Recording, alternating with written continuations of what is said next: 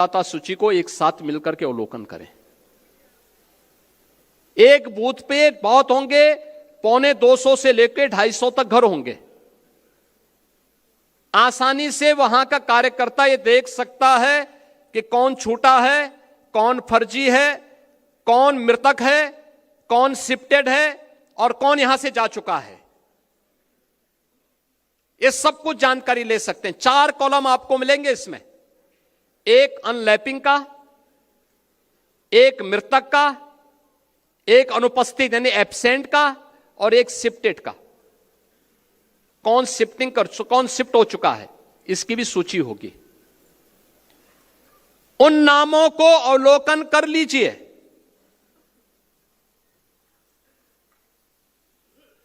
देखिए, मैं अभी गया था एक जनपद में, वहां की मतदाता सूची में जो एसआईआर के फॉर्म भरे हैं बहुत सारी विरोधियों ने, उसमें कुछ बांग्लादेशियों के भी नाम है। आप मुझे बताइए,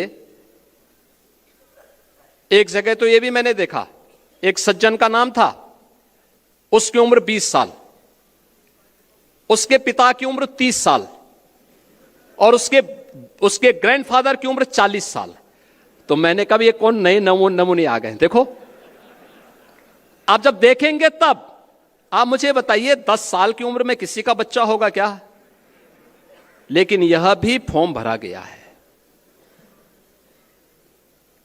यानी बेटे की उम्र 20 साल, बाप की उम्र 30 साल और उसके ग्रैंडफादर की उम्र 40 साल। तो मैंने कहा तब तो ये कई पीढ़ियां देख चुके होंगे भाई। आप मुझे बताओ, अगर सबसे बड़ा व्यक्ति 90 साल का होगा तो इताई उससे पहले तो कई पीढ़ियां होंगी। वो तो पूरा गांव ही एक परिवार बसा देगा, एक ही परिवार गांव बसा देगा। हमें इस समय उसको देखना होगा। यह भी फर्जी हुआ है। नाम कहां से? पश्चिमी, यानी उसमें दिनेजाकपुर, नौगांव असम, और मतदाता बने हैं संभल में। क्या मतलब है?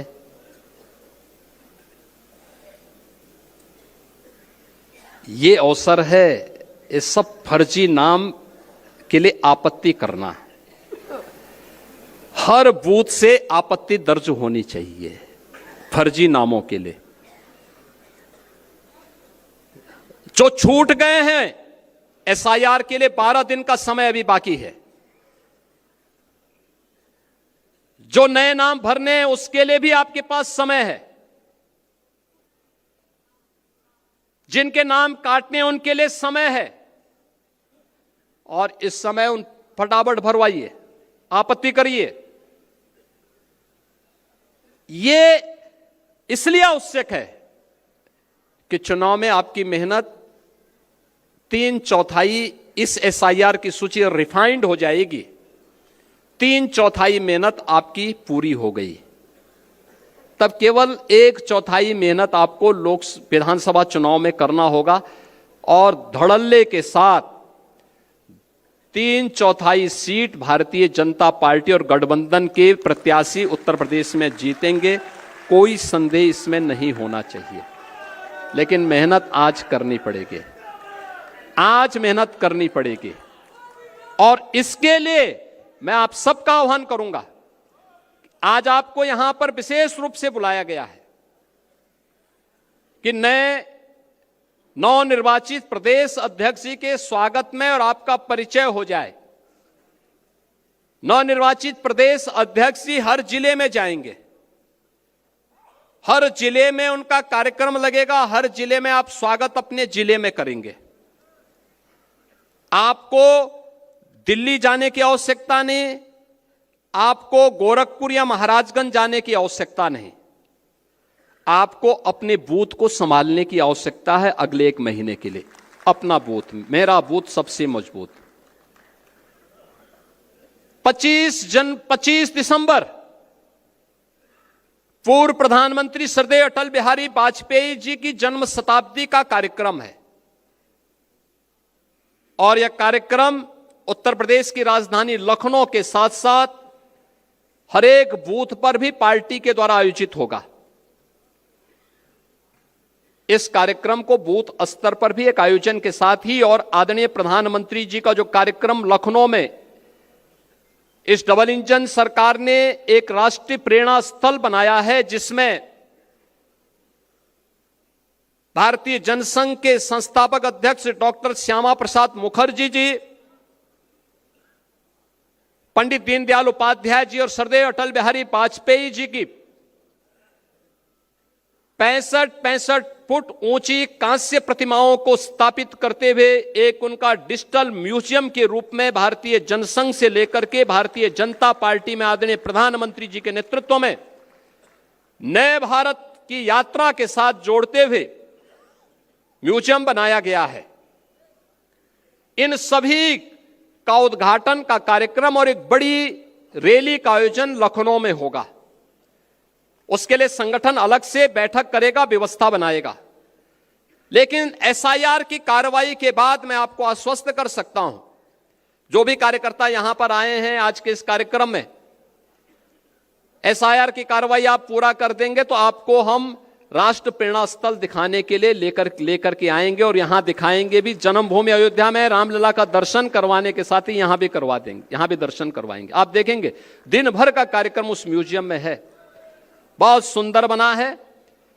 देश को समझने, विचारधारा को समझने और भारतीय जनसंघ से लेकर के भारतीय जनता पार्टी और नए भारत का दर्शन करना अगर किसी को है, लखनऊ में राष्ट्र प्रेरणा स्थल का म्यूजियम उसका उदाहरण बनेगा। यह कार्यक्रम भी लखनऊ में 25 दिसंबर को आयोजित होगा। इस कार्यक्रम के लिए संगठन माननीय धर्मपाल जी अलग से व्यवस्था बनाएंगे। इस कार्यक्रमों के साथ हमें जुड़ना है। फिलहाल मैं आपसे अपील करूंगा, फॉर्म नंबर 6 हर बूथ पर भरवाइए। जो छूट गए हैं, एसआईआर के जो प्रपत्र भी जमा नहीं हो पाए, 12 दिन का समय है, युद्ध स्तर पर लगिए। जो गलत नाम है उनके लिए फॉर्म 7 भरवाइए। जहां संशोधन करना है 8A फॉर्म भरवाइए। कोताही मत बरतिए। एक एक बूथ की समीक्षा और एक एक बूथ पर मेहनत परिणाम लाएगी। और दूसरा है, जो शिकायत आती है कि हमारे मतदाता इस बूथ से थे, उस बूथ में नजदीक पोलिंग होनी थी लेकिन वो 5 किलोमीटर दूर कर दिया। यह अवसर है जब आप उसको बदलने के लिए आवेदन कर सकते हैं, कर दीजिए। अब लेट मत करिए, यह अवसर है। इस अवसर का लाभ आप उठाएंगे, इस विश्वास के साथ मैं एक बार फिर से अपने नवनिर्वाचित प्रदेश अध्यक्ष श्री पंकज चौधरी जी को हृदय से बधाई देता हूं। इस निर्वाचन की प्रक्रिया को शांतिपूर्ण तरीके से संपन्न करने के लिए माननीय पीयूष गोयल जी का, माननीय डॉक्टर के लक्ष्मण जी का, डॉक्टर महेंद्र नाथ पांडे जी का हृदय से मैं धन्यवाद करता हूं। आप सभी कार्यकर्ता इतनी सुबह, इतनी भारी संख्या में, जितने लोग इस सभागार में हैं इससे दुगनी संख्या में लोग बाहर हैं, आप सभी आए हैं। आप सबका भी मैं हृदय से अभिनंदन करता हूं। आप सबके प्रति अपनी शुभकामनाएं देते हुए अपनी वाणी को विराम देता हूं। धन्यवाद। जय हिंद, जय जय श्री राम। धन्यवाद, धन्यवाद माननीय मुख्यमंत्री जी। मैं आग्रह करूंगा उत्तर प्रदेश के नवनिर्वाचित यूपी बीजेपी के नए चौधरी बने हैं पंकज। ये यहां पर हम आपको दिखा रहे हैं, तस्वीरें आपको दिखा रहे हैं और यहां पर अब पंकज चौधरी का संबोधन हो रहा है। सब लोग अपने स्थान पर बैठे रहेंगे। बोली भारत माता की, भारत माता की, वंदे वंदे। एक बार जरा तालियों की गड़गड़ाहट से स्वागत करेंगे। बोली भारत माता की।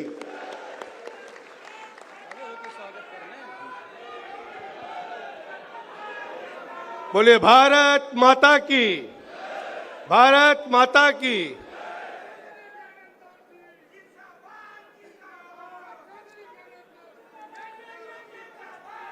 कल से आज तक प्रदेश भर के देवतुल्य कार्यकर्ताओं का जो अपूर्व स्नेह मुझे प्राप्त हुआ है, उससे मैं गदगद और अभिभूत हूं। मंच पे विराजमान उत्तर प्रदेश के यशस्वी मुख्यमंत्री आदरणीय योगी आदित्यनाथ जी महाराज, भारत सरकार के मंत्री और प्रदेश अध्यक्ष चुनाव केंद्रीय चुनाव अधिकारी आदरणीय पीयूष गोयल जी, माननीय के लक्ष्मण जी, नवनिर्वाचित माननीय केशव मौर्य जी, निवर्तमान अध्यक्ष भूपेंद्र चौधरी जी, ब्रजेश पाठक जी, पूर्व प्रदेश अध्यक्ष महेंद्र पांडे जी, प्रदेश महामंत्री संगठन आदरणीय धर्मपाल जी, राज्यसभा सांसद और राष्ट्रीय महामंत्री राधा मोहन दास अग्रवाल जी, राष्ट्रीय महामंत्री श्री अरुण सिंह जी, पूर्व प्रदेश अध्यक्ष और राज्यसभा सांसद लक्ष्मीकांत वाजपेयी जी, श्रीमती रेखा वर्मा जी, राष्ट्रीय उपाध्यक्ष तारिक मंसूर जी, राष्ट्रीय उपाध्यक्ष भाजपा सुरेंद्र सिंह नागर जी, राष्ट्रीय मंत्री और राज्यसभा सांसद, पूर्व अध्यक्ष डॉक्टर रमापति राम त्रिपाठी जी, पूर्व अध्यक्ष सूर्य प्रताप शाही जी, पूर्व अध्यक्ष स्वतंत्र देव सिंह जी, हमारे साथ हमारे साथी भारत सरकार के मंत्री BL वर्मा जी, और पूरे प्रदेश से आए हुए मेरे प्रिय कार्यकर्ता साथियों, माननीय सांसदगण, माननीय विधायकगण, पूर्व सांसद, पूर्व विधायक, जिला पंचायत अध्यक्ष, मंडल अध्यक्ष, भाजपा के पदाधिकारी, पूर्व पदाधिकारी और मेरे मीडिया के साथियों, आप सबको मैं सादर प्रणाम करता हूं, आपका वंदन करता हूं, आपका अभिनंदन करता हूं। साथियों, गोमती नदी के किनारे स्थित प्रदेश की राजधानी लखनऊ में आप सभी के स्नेह, उत्साह, रोमांच एवं हार्दिक स्वागत से खुद को धन्य मान रहा हूं। भारत के सबसे बड़े प्रदेश, जिसे भारत की राजनीति का केंद्र बिंदु माना जाता है, ऐसे अपने उत्तर प्रदेश में भाजपा के प्रदेश अध्यक्ष का दायित्व लेते समय मैं रोमांचित हूं, उत्साहित हूं और गौरवान्वित महसूस कर रहा हूं।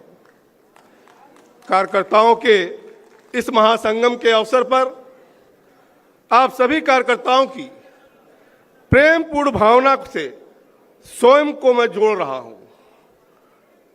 तब यह भाव और बढ़ गया कि केंद्रीय नेतृत्व ने मुझे कितनी बड़ी जिम्मेदारी सौंपी है।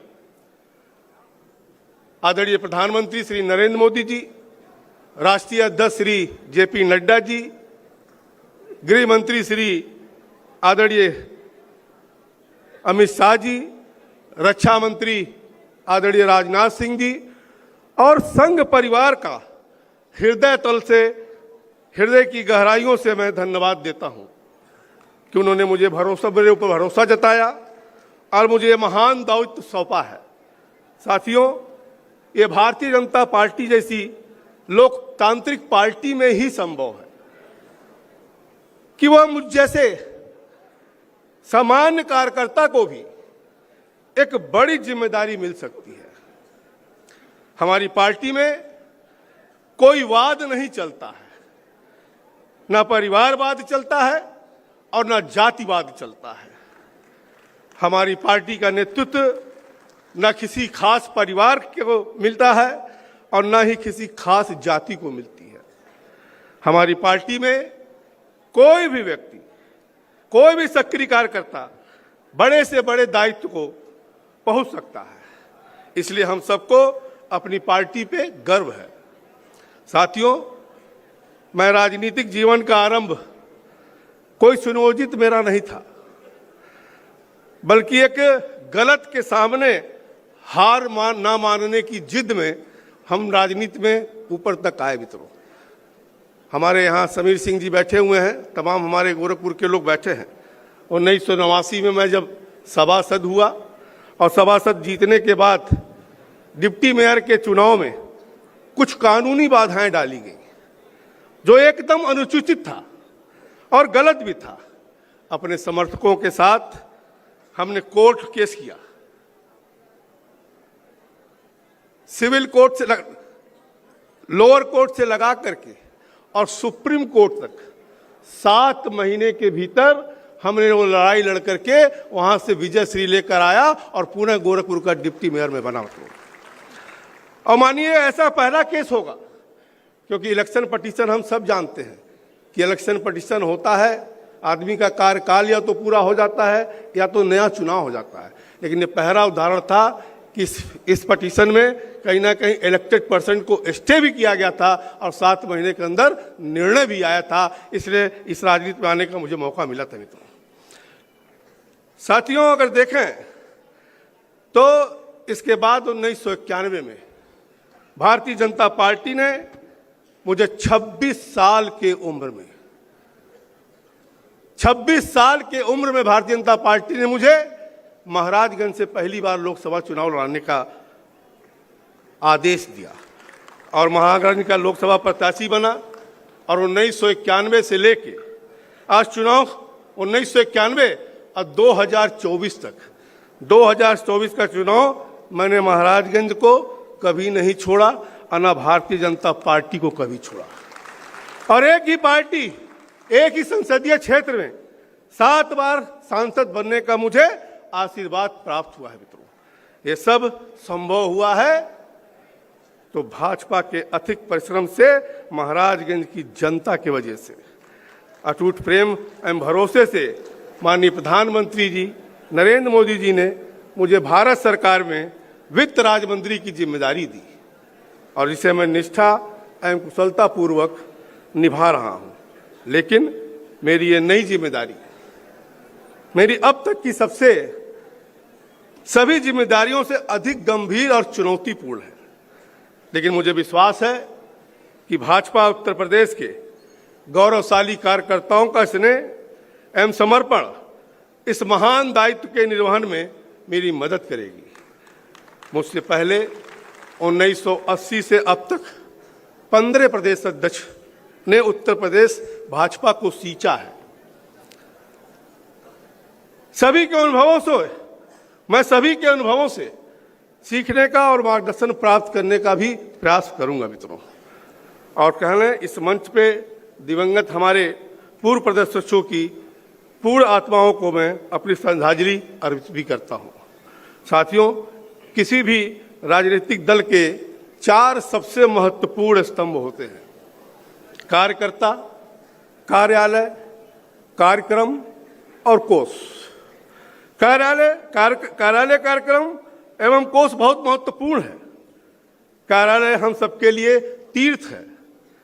हम पार्टी के लिए राजनीति विचारों को देश की जनता तक पहुंचाते हैं और इन सब के लिए कोष की आवश्यकता होती है। लेकिन इन सब से महत्वपूर्ण है कार्यकर्ता, कि अगर डेडिकेटेड कार्यकर्ता नहीं है तो बाकी चीजें व्यर्थ है। साथियों, मैं महाराजगंज के कार्यकर्ताओं से हमेशा कहता हूं कि कार्यकर्ता ही मेरी सर्वोपरि है, वो मेरा बल है और मेरी पूंजी भी है। और मैं 1991 से लेकर 2024 तक के सभी चुनाव अपने कार्यकर्ताओं के दम पर लड़ा है। मेरे मन में अपने कार्यकर्ताओं के प्रति बहुत आदर है और आज इस मंच से मैं पूरे प्रदेश के भाजपा कार्यकर्ताओं से कहना चाहता हूं कि आप मेरे लिए सर्वोपरि हैं। आपके लिए मैं लड़ूंगा, अड़ूंगा और लड़ूंगा भी। मित्रों, आपकी बात भी सुनूंगा,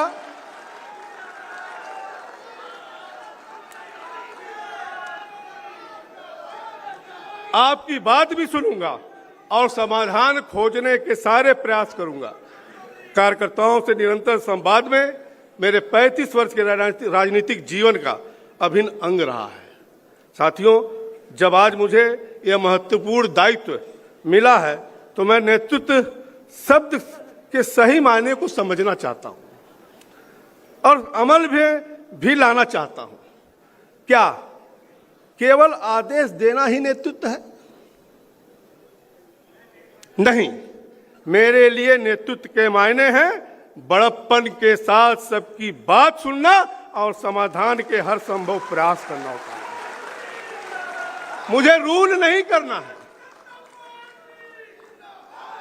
मुझे रूल नहीं करना है, बल्कि रोल अदा करना है। एक समन्वयकारी का रोल अदा करना है, समाधान खोजकर्ता का रोल अदा करना है, एक मुखिया का जो पूरे परिवार को एक साथ लेकर के चलता है उसका रोल अदा करना है।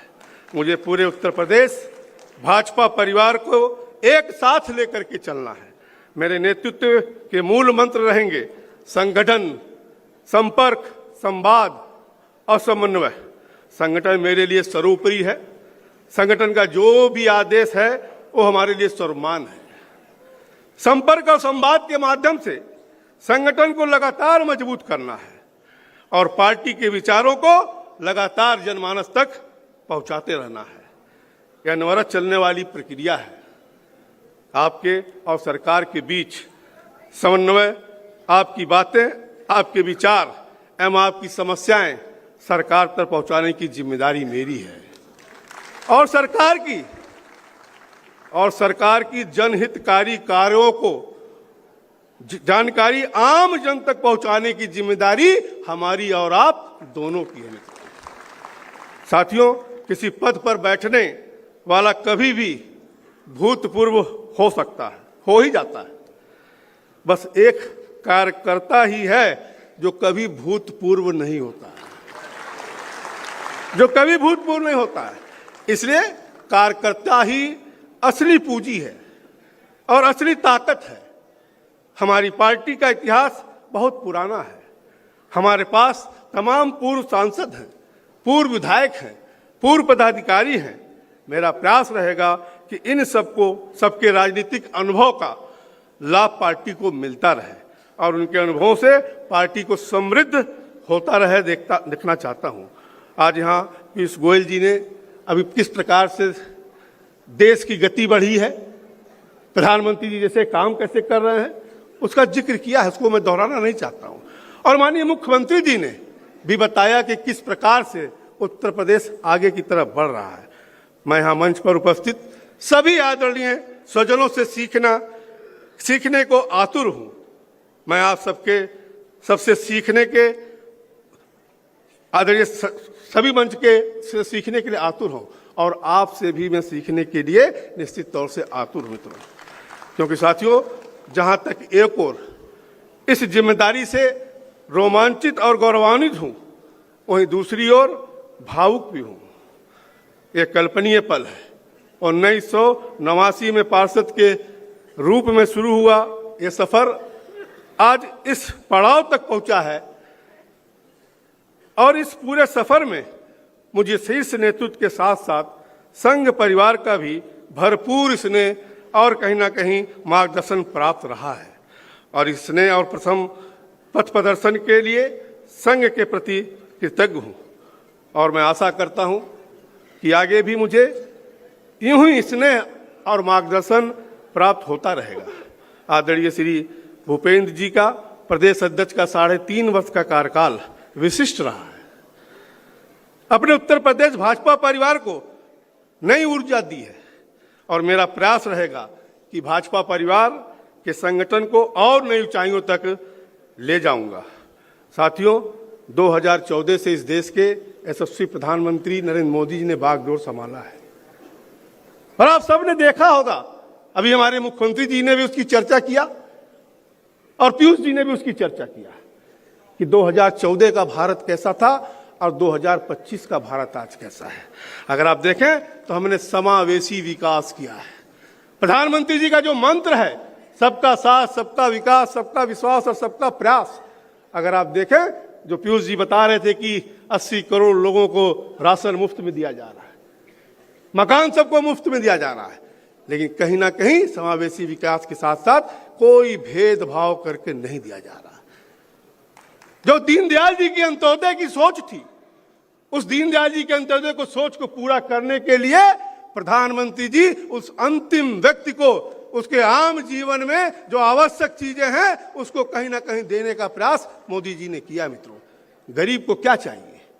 गरीब को एक मकान चाहिए, मकान में एक शौचालय होना चाहिए, बिजली का कनेक्शन होना चाहिए, पीने के पानी की व्यवस्था होनी चाहिए, गरीब आदमी है तो उसको राशन मिलना चाहिए, बीमार हो जाता है तो दवाई की व्यवस्था होनी चाहिए, गरीब आदमी है तो कहीं ना कहीं इसको सहायता के रूप में किसान सम्मान निधि भी सरकार हमारी दे रही है। और इतना ही नहीं, केवल गरीबों का उत्थान, देश का विकास नहीं किया। आज अगर आप देखें तो पूरे दुनिया में मंदी छाई हुई है, लेकिन प्रधानमंत्री जी के कुशल नेतृत्व में अगर आप देखें तो दुनिया का सबसे तेज गति से बढ़ने वाली अर्थव्यवस्था के रूप में भारत आज निकली है और बहुत जल्द हम कहीं ना कहीं तीसरे स्थान पर पहुंचने वाले हैं। मैं माननीय मुख्यमंत्री जी को भी धन्यवाद ज्ञापित करना चाहता हूं, क्योंकि हम लोग भी उत्तर प्रदेश में थे, जब दिल्ली वगैरह हम लोग जाते थे, जब कोई सुनता था कि हम लोग गोरखपुर के हैं, उत्तर प्रदेश के हैं, तो लोग 2 कदम पीछे हट जाते थे।